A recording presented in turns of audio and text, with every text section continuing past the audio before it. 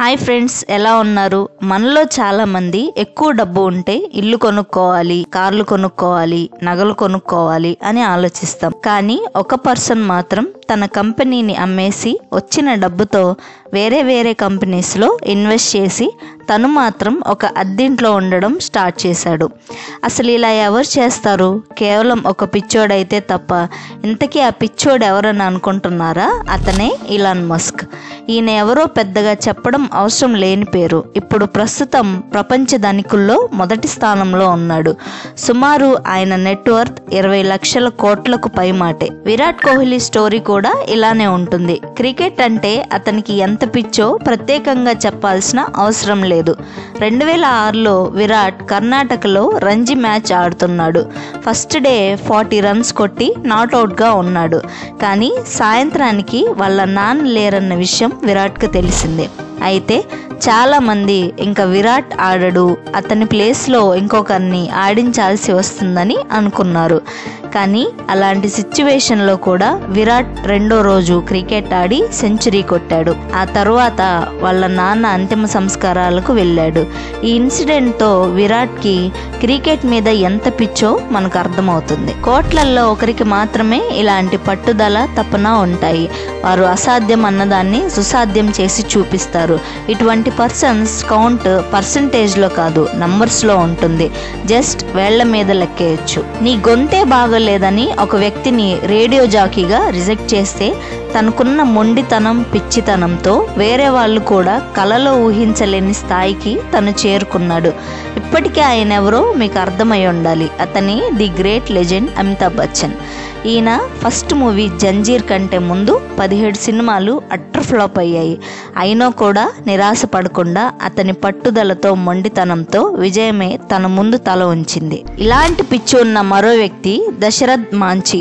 ఇతను ఉన్న ఊరికి హాస్పిటల్కి మధ్య ఒక పెద్ద కొండ ఉన్న కారణంగా అనారోగ్యంతో బాధపడుతున్న తన భార్యను సరైన సమయానికి హాస్పిటల్కి తీసుకెళ్ళలేకపోయాడు. ఆ కారణంతో తన భార్య మరణించింది. దీంతో దశరథ్కు ఆ కొండపై బాగా కోపం వచ్చింది. తన కోపాన్ని మొండితనంగా మార్చుకొని ఒక సుత్తిశాల సహాయంతో 55 కిలోమీటర్ల కొండని జస్ట్ 22 సంవత్సరాల్లో నేలమట్టం చేశాడు. ఇది పిచ్చి కాకపోతే మరి ఇంకేంటి? కొంతమంది బాధని, కోపాన్ని దిగమింగుతారు. కానీ దశరథ్ మాంచి లాంటి వాళ్ళు అసాధ్యాన్ని సుసాధ్యం చేస్తారు. కొంతమంది ఫ్రెండ్స్తో కలిసి చిల్ అవ్వడానికి ప్లాన్స్ వేస్తూ ఉంటారు. కానీ కొంతమంది మాత్రం తమ కలలు సాకారం చేసుకోవడానికి, జీవితంలో అత్యున్నత స్థాయికి ఎదగడానికి ప్లాన్స్ వేస్తూ ఉంటారు.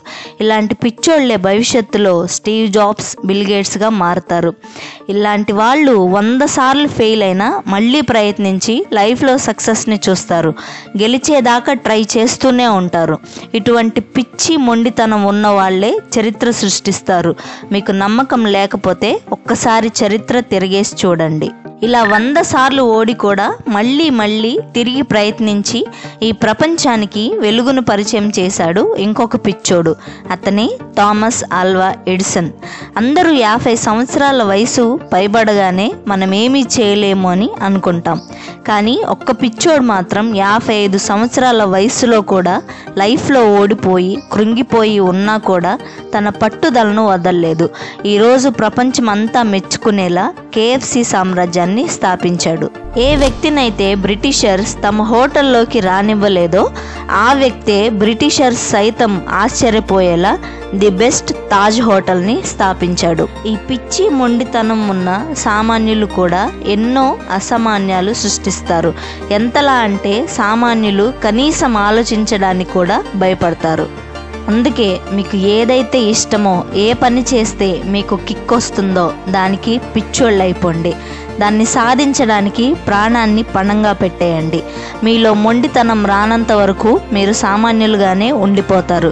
మేము సామాన్యులుగానే ఉంటాం, సామాన్యులుగానే చస్తామంటే అలాగే ఉండిపోండి. కానీ మీరు అసామాన్యులుగా మారాలంటే మాత్రం మీకు నచ్చిన పని కోసం పిచ్చోళ్ళైపోండి. ఇది ఫ్రెండ్స్ ఈరోజు వీడియో. ఈ వీడియో కనుక మీకు నచ్చినట్లయితే ప్లీజ్ లైక్ చేయండి, మీ ఫ్రెండ్స్ అండ్ ఫ్యామిలీ మెంబర్స్కు షేర్ చేయండి, అండ్ నా ఛానల్ను సబ్స్క్రైబ్ చేసుకోండి. Thanks for watching. This is Dhatri signing off.